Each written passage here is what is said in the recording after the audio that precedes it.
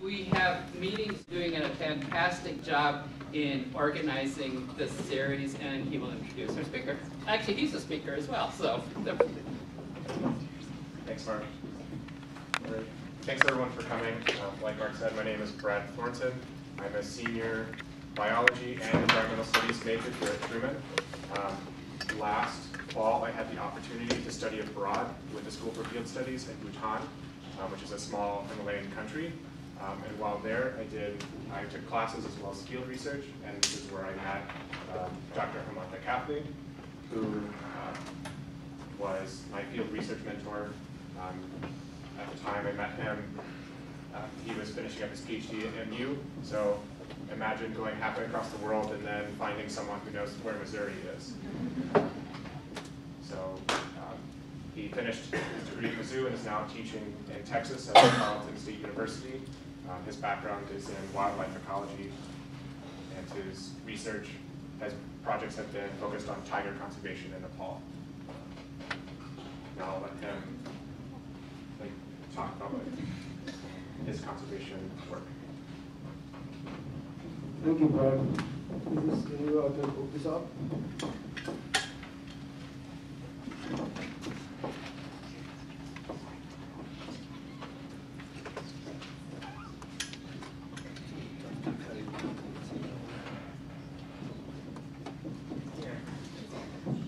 We're trying to do a lot of things here. Thank you. Thank you. Is that okay? So, good evening. It's really a surprise to me that this many number of people are coming here at 7 o'clock. You know, at the end of the week, Thursday, young people, you should have been in the bar right now. Well, that's what I used to do. Okay, thank you so much to Truman State University that you guys invited me to come here. I was in Colombia for 6.5 years, never got a chance to come here. And once I left, there was a call from Missouri again. It was wonderful to come back to Missouri. So thank you again for inviting me for this talk. So as Brad mentioned, my background is in wildlife ecology. So I worked for over 12 years with the Department of National Parks in Nepal. So today, my talk will be a great disappointment for all folks here who have their copy and pen, because I'm not going to talk anything that you can note down, for sure. It's going to be a very generic thing, what my experience is about conservation, what I have done so far. And there's not going to be any data, no theories, nothing. Okay? So just to make sure that you guys don't expect that from me in today's talk. So I have, throughout my professional career, I have worked a lot on large carnivores, like tigers. My PhD was on tigers. So before that, I used to work on rhinos and crocodiles. And so I will not go in detail about those species and conservation aspect based on technical standpoint, but I'll be focusing more on social standpoint. So that's what I think it aligns more into global curriculum talk, which I came to know 15 minutes ago. So hopefully I can do justice on that. So today, I'm going to give a brief snapshot of conservation of Eastern Himalayan ecoregion, so which is a part of India, Nepal, and Bhutan, where Brad worked as well. So whatever you guys want to note down or something, that's going to be in the portion of Brad once I hand over the baton to him. So this is Eastern Himalayan ecoregion, which, as I mentioned, which includes northern part of India and Nepal and Bhutan. So it's tremendously biodiverse area, and it's not only tremendously biodiverse area, but new biodiversity or new species are constantly being emerging right now. And I wouldn't say that's because of new speciation is happening or something like that, but definitely they are deficient, so people are still finding new species in there. As our students went to Bhutan and they did, one of our group was able to find one new species of frog, which was, again, it's not like new species, but still they could find out that there is one new species of frog which was not explored in the past, or people didn't know about it. So this is that kind of remote area. So so when you look at just a snapshot of this area, so it has like 173 globally threatened species, and it includes like from lowland evergreen forest to alpine grassland, and this is the area where tigers and snow leopards live together. So I don't know how many of you are aware of the biology of tigers and snow leopards. So snow leopards basically, their habitat is alpine areas. But tigers are basically, like tigers means the Bengal tiger, are lowland species. But in Bhutan, we find snow leopards and tigers together. We'll see whether that's true or not in a second.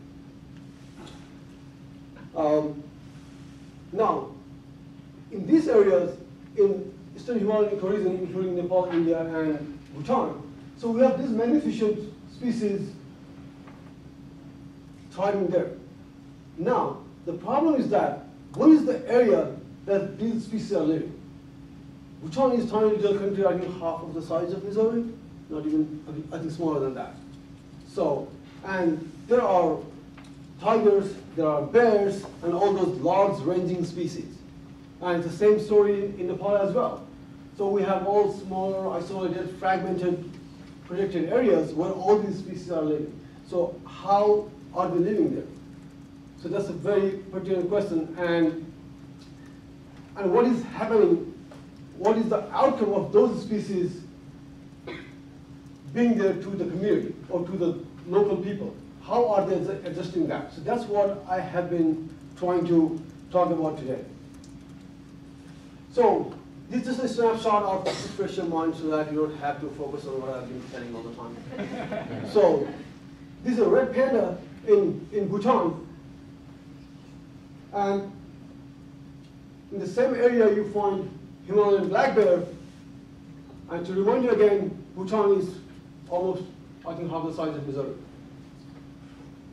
Same area you have tigers, Royal Bengal tigers, which were supposed to be in lowland terrain. Like in Nepal, in Truman, tigers are not found beyond 500 meters. This is one of the research photos that was taken when I did my field research in Truman. So these tigers are not found beyond 500 meters in Nepal, while you find tigers beyond 4,500 meters, which is like 15,000 feet in Bhutan. So it's not only like finding tigers, but it's also about there are breeding tigers in Bhutan, where while one tiger requires 100 square kilometers to survive, there are breeding populations in very small, fragmented, protected areas. So now there's obviously there's something going on between how these species are conserved, right? So I want to go back to before delving into that, I want to go back a little bit onto the history of conservation in that part of the world. So basically, all wildlife conservation areas and wildlife were for royal families for hunting during the time between 1846 and 1951. So what happened was the whole areas in the lowland terrain where we had a lot of tigers and bears were malaria-infected areas. So no one basically went there and settled there. So after eradication of malaria, there was a huge deforestation and all species were decimated from there. And then there was moratorium on hunting in 1963. So during this time, there was moratorium on hunting in many parts of many different countries in that part of the world. So, and in Nepal, basically, there was first national park which was targeted for tiger and rhino conservation in 1973. After that, the conservation started happening, and then we could recover snow leopards in all these protected areas towards the northern part of Nepal, which also includes Mount Everest towards here. And the tigers were recovered again in the southern part of Nepal. So there were like top large carnivores in both parts of both physiographic zones in Nepal. So, but how that is really working? How in small country, in tiny small protected areas, how they are existing, how they are living? That's a big question. So obviously there are some problems exist. So this was the picture that I have taken as soon as a poacher chopped rhino horn and left. After an hour, rhinos woke up. And then, you know, I mean, these kind of issues are there because the poaching has been a very big issue for these economically important species like rhinos and tigers. So poaching has been a very big issue which has socioeconomic consequences for community, for country, and of course a big consequence for wild animals. So just think about, you know, if, I mean, recently I conducted a study on population viability analysis of rhinos, and the result was that if there is no poaching, then we don't really have to worry about any other biological aspect for rhino conservation. It's only the poaching that has been responsible for uncertainty of rhino population to exist there. So, and when you look at, and we try to look at, okay, so there's poaching, so how does it look like? So who are the poachers? So when you look at the demography of these poachers here, these tiny people, and they are poachers. So why? Why 19 years old, this girl is a poacher? Why these all 25, 20 years old people are poachers? So obviously there are some issues with poverty and lack of awareness of things going on, right? Otherwise nobody will just want to be a poacher or just try to be a poacher or work hard to be a poacher, right? But so when you look at this, it's really surprising and it's kind of worrying situation. But, and then we'll look back a little bit more into it. It's not only these people. There are a network of different people, and we also found a judge of code as a poacher. We found pilots as a poacher. So obviously, poverty is not the only thing. So that's something, greed and various other things are going on. And we try to analyze about the situation in the country, like what exactly is going on. Then we come up with this scenario, international wildlife trade scenario. And what we found was when poaching is down in Nepal, which is right now, we had zero poaching, which I'll come back in a second, in 2011, 12, 13, and 15. In that case, in that situation, the poaching in India goes up. Because the market actually derives what's going to happen. If poaching goes down in whole Asia, then poaching in Africa has gone up. So it's the international market that creates demand. So once demand is there, it has to be fulfilled somehow, right? So that's something, international wildlife trade has been responsible for that. So Nepal has done a great job recently combating poaching and trade. We have lots of networks at different levels to combat poaching, and we did get a lot of success. We'll show you in a second. We are also introducing new technologies for that. Just for a protected area setting, we have this protected area, and surrounding protected area we have Nepal Army and park officials, and we have a buffer zone community. Beyond that, so we have been training buffer zone people to combat poaching. Then we have other NGOs network working on combating poaching, and we have police and army and other poaching control committees working together to do that. So we do have boots on the ground, but these boots on the ground were there long back as well, and it was not really working. Population of different species was going down, but what happened was as we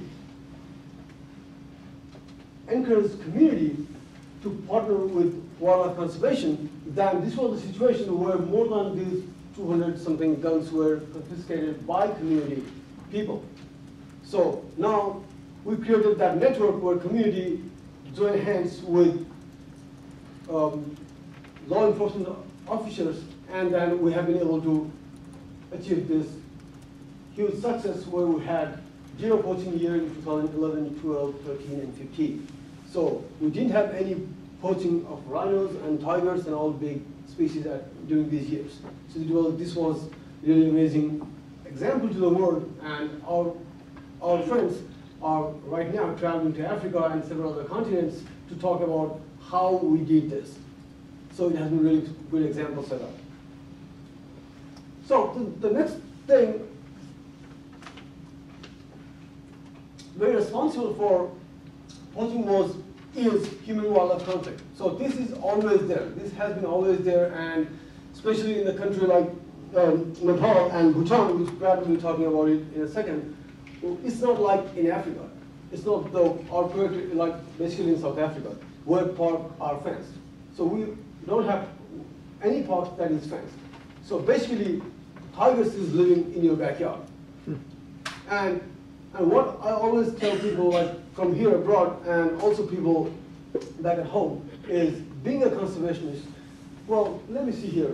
How many of you love wildlife here? Can you raise hand? How many of you love wildlife? I grew up as I hated wildlife.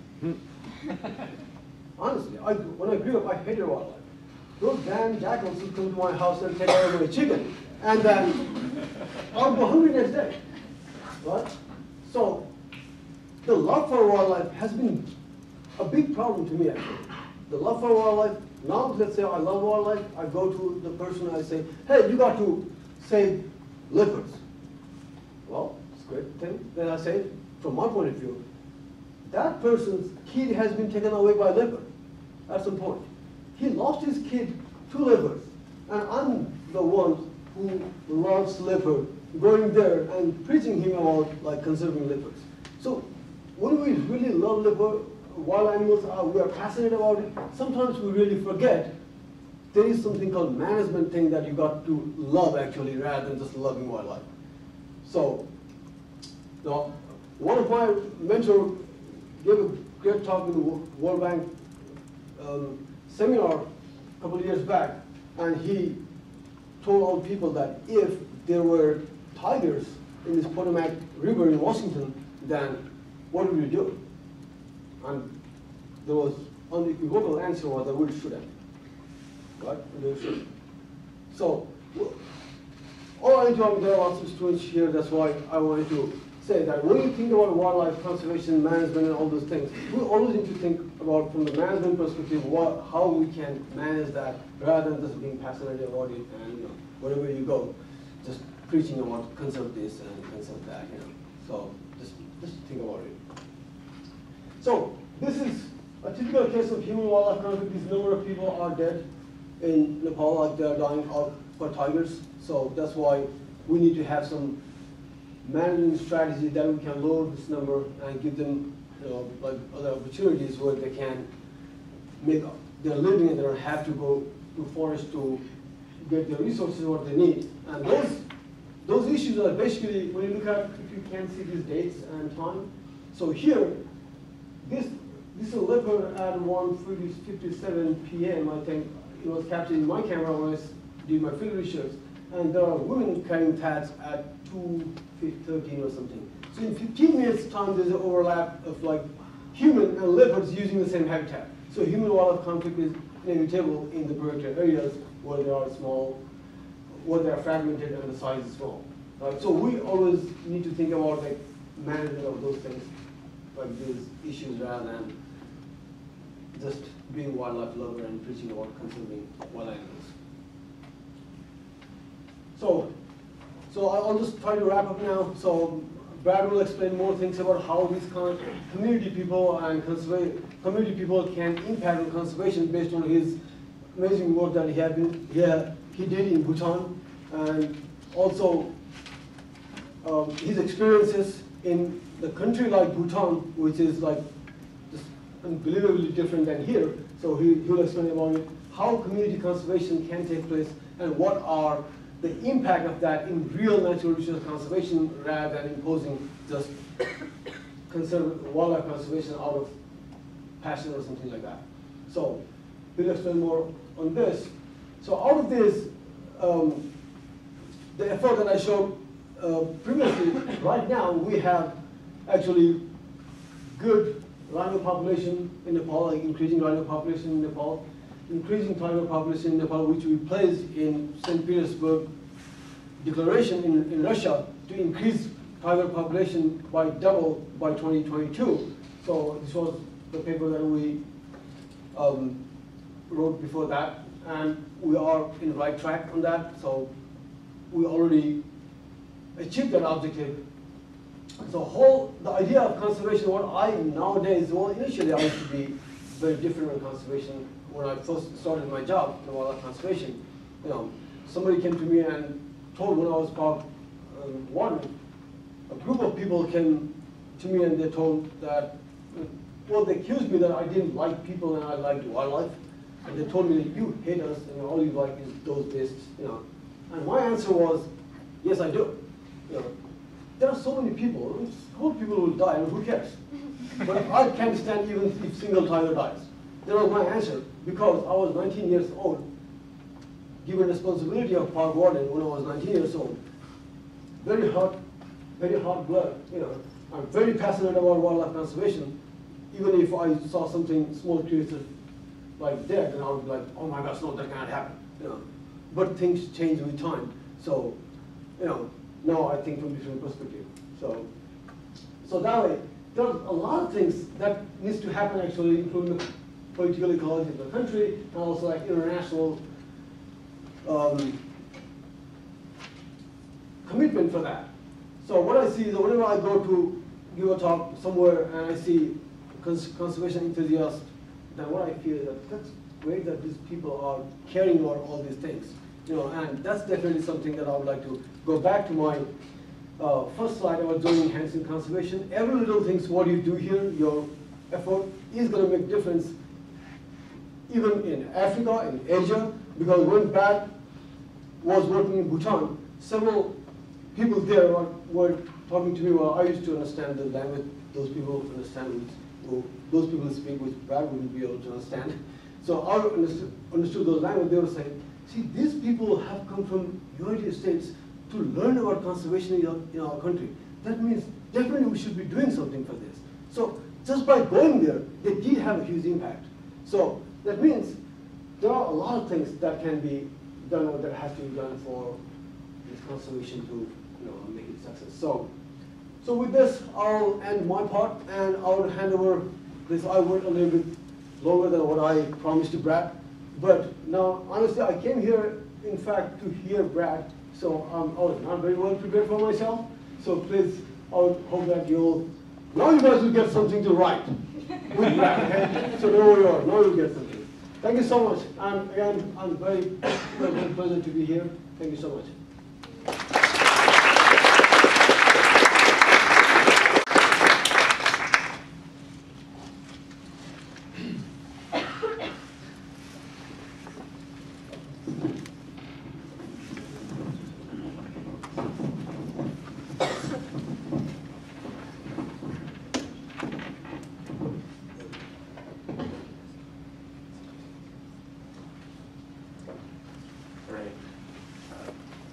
Thanks, Hemanta. So with a little background in wildlife conservation and the complications and the challenges faced by the Eastern Himalayan region, I want to go into my experiences in the country of Bhutan and specifically how this small developing country is tackling these big issues and trying to make a difference. So as I mentioned before, last fall I had the opportunity to study with the School for Field Studies in Bhutan. They have programs throughout the country in different field sites.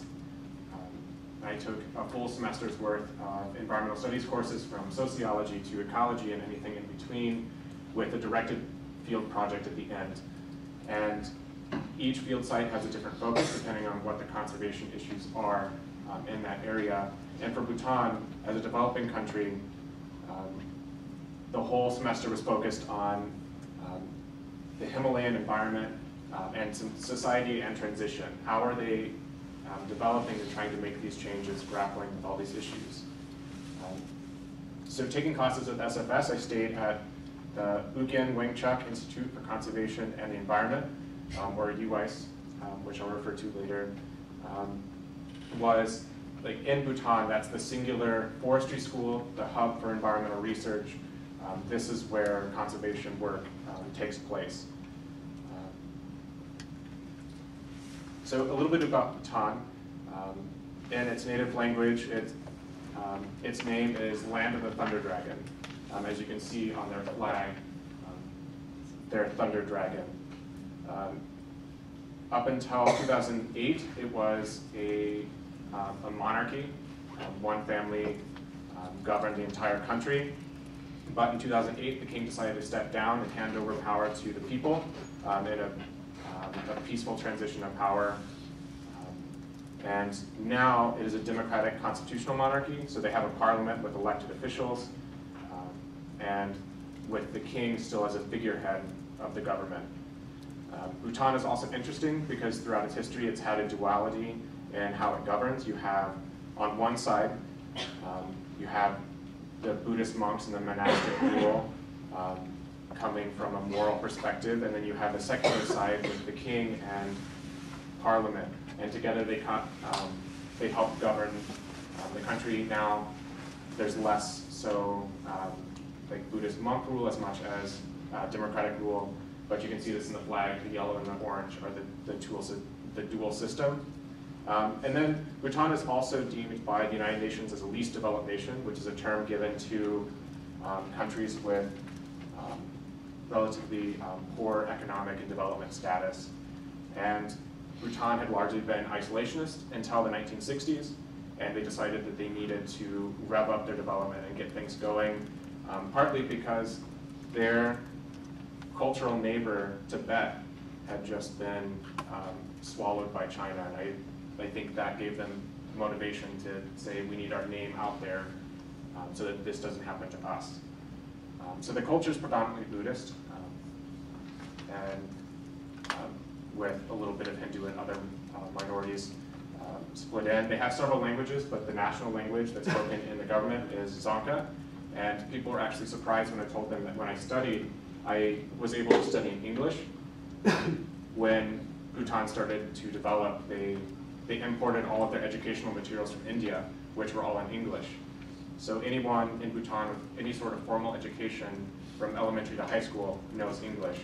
So I was able to communicate with several of the Bhutanese. However, there are several local languages that I was not able to understand. As I mentioned, it's culturally related to Tibet, but politically aligned with India. So India has a large say in what Bhutan does politically and internationally. And a lot of the development aid comes from India. And there are three main ethnic groups, the Nalaps, the Sharshaps, and the Lhotsangpas. So this is the Nalaps are the western group, Sharshaps are the eastern, and then Lhotsangpas are the term for the southern people, which are largely Nepali in origin. Bhutan has made a name for itself recently, pioneering what they term gross national happiness. And what they call the middle path to development. And it's an alternative to GDP, so instead of just focusing on developing your economy, you focus on multiple things. You focus on the people, the culture, society, and the environment all together. And this middle path to development was referred to by the king in the 1970s as development with value, like with values. So as I mentioned, the four pillars are sustainable and equitable socioeconomic development, environmental preservation, good governance, promotion and preservation of culture. So we could talk for days about gross national happiness, but I want to focus on the environmental preservation part. Because with their values, their Buddhist values, their cultural values, the environment is inherently important and sacred and worth protecting and worth considering even when you're developing. So a couple key things that are important to know about Bhutan. It's the only country in the world that is carbon negative. What that means is that the country actually sequesters more carbon dioxide or in carbon than it emits. And it's the only country that says it can do so. Its constitutional mandate, so its national constitution requires 60% of the country be maintained in forest cover. So it is legally mandated that 60% of the country must be forested. Currently, 71% of the country is forested.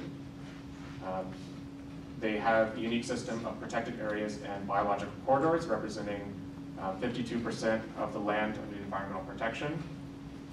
And they have clean energy initiatives, partly because the country doesn't have good natural gas or coal reserves, but they have great rivers. So they're developing with hydroelectric dams. One of the things about teaching care and responsibility for the environment comes in the schools. Starting from elementary schools, it's part of their education that the kids learn why the environment is important and why we need to protect it and how to protect it. So these kids are grown up with these values. And then another thing they do is they protect their logging exports, knowing that they could easily sell their lumber to other countries who need it. They know that that would lead to huge parts of their forest being cut down and sold. So one of the things the country does is to prevent those exports, to maintain their own forest and logging supplies for its own citizens. And then one of the things you can see in the picture on the bottom, those are thousands of people planting trees. This February, the prince was born, and then to honor his birth, they planted over 100,000 trees to reforest the country. So that was their way of honoring this new heir to the throne. So this part, talking about how the environment is important to this culture and legally important to them, as building off of what Hemanta was explaining, people in parks work together in a dynamic relationship and sometimes not very easily. And in Bhutan, they're trying something different, building upon these values that you can't take away people from the environment. You need to have the balance of the two in order to gain success. As I said, 43% of the whole country, so that's area of the country, is protected with 5 national parks, 4 wildlife sanctuaries, and a national nature reserve. But then they also have biological corridors that connect all of them, which is a pretty unique concept for Bhutan. As many of you may know, national parks in the United States are separated and small, and there isn't any section between them. The reason why you would have biological corridors is so that wildlife can move in between them impeded, and so they don't have to face living in a small, isolated habitat. So you can see these are large chunks of land in the country that are being protected, and those light green sections are the corridors that connect every single park. But parks and people don't always interact well. In the United States, national parks, people don't live there. It's separate land. You remove the people, protect the environment. In Bhutan, it's not that way. All but 3 of the national parks and protected areas have people living in them. Instead of removing these people and protecting the land, the government has let them live there and preserve their livelihood, but at some cost to them. They have regulations and different like sanctions, not sanctions, but rules for them, since they live in that area. It minimizes how many of their cattle they can graze in the forest, how much of the trees they can cut down. But most of the people tend to think that the environment's worth protecting, and it's okay if I give up some of my like freedoms or abilities in order to protect this nature that is so important. But there's increased human-wildlife conflict, and that's one of the big things that people complain about is, yes, I believe that these animals are worth protecting, but what happens when they harm my crops or hurt my livestock? And over time, Bhutan has implemented programs that, financing schemes that compensate these rural individuals for any damage that they suffer for crops or livestock, which greatly increases the satisfaction that people feel in order to protect and maintain the environmental preservation. As you can see, I included pictures of common human-wildlife conflict issues. In the bottom right, you see wild pig. That and wild deer are one of the most nuisance wildlife for these local farmers, because they come in and destroy crops. And then this is a picture that we took on campus of the Himalayan black bear when I was on campus at UWICE, one morning we woke up to find that one of the county judges was on a run and came across one of these Himalayan black bears on the road, but was able to get away. And then on the top, these are monkeys on a power line. There's actually a government building where the monkeys live on the roof and around the grounds, and that's just part of the character of that building. So that's, in a nutshell, the values that Bhutan has and is coming forward, and then these protected areas preserving wildlife and these habitats. And I want to go into a specific example that I was able to experience personally. And it's the conservation efforts of the black-necked crane. It's a crane species that is considered vulnerable internationally. There are estimated to be as few as 5,000 these birds in the wild. They're related to the whooping crane in the United States and North America, and they winter in Bhutan, and then they cross the Himalayas over the tall mountains and go to China to nest and to breed. And they make this journey every year, and for migratory species, you need homes on both sides of the mountain range. So it's important to conserve these habitats on both sides, because if you don't have anywhere to live during the winter, then it's hard for you to come back and make the trip. So in Bhutan, they have a glacial valley, as you can see in the bottom picture. So it's formed by glaciers, so it's wide and open, and it's a marshy wetland, which is perfect for these cranes to live and winter. And last year, when the cranes started to come in, our class was able to go and see them, which is pretty cool. There were about 500 cranes, which is a record number for Bhutan, and our environmental researchers were very excited because the year before, they radio collared 5, 6, 7 cranes. They put collars on them and then let them go and see where they go in China, and then when they come back, did they come back? And the morning we went out, they found one that came back. So of the 500 birds that were there, one of them that they had collared came back, which means Bhutan is doing something well. That the birds and the protection you're doing is helping them so that when they leave, they can come back too. But the crane species presents an interesting challenge for the local communities because they're in a protected park and these cranes are vitally important as an endangered species. The people in the community face a little bit of challenge and restrictions on what they can do. In the early 2000s, when the country was starting to really bring electricity to these rural areas, the Phobjika Valley was not allowed to have power lines because they would interfere with these birds.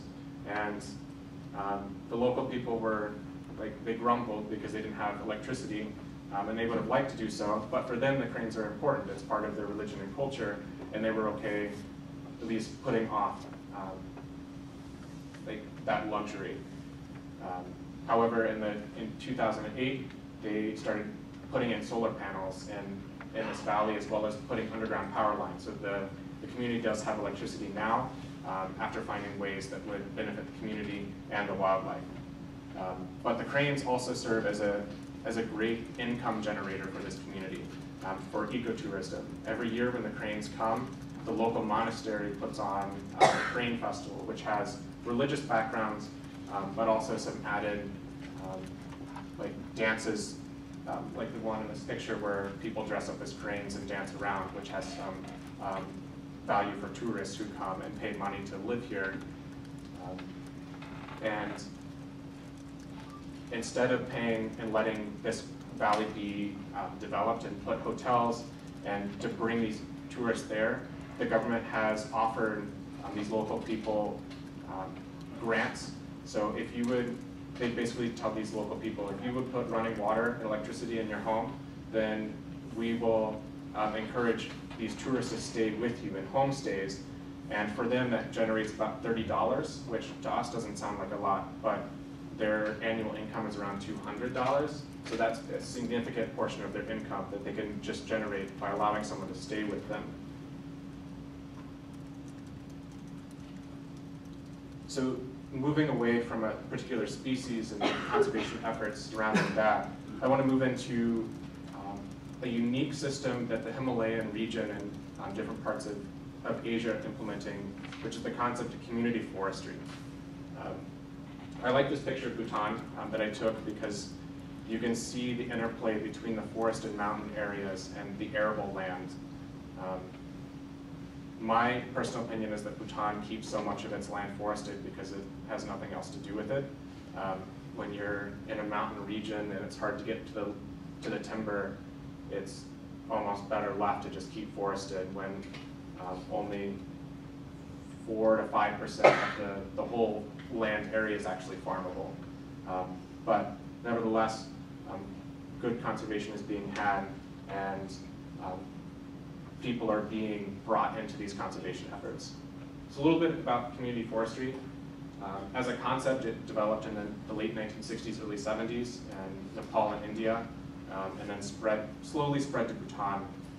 But specifically in Bhutan, pre-1969, these forests were locally managed. You had a community that had a section of the forest, and they had traditional roles.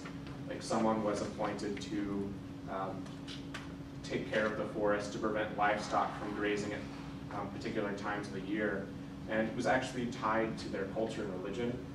It was the belief that during certain parts of the year there were deities or demons living in the forest that you would want to not upset. And for them, like pre-19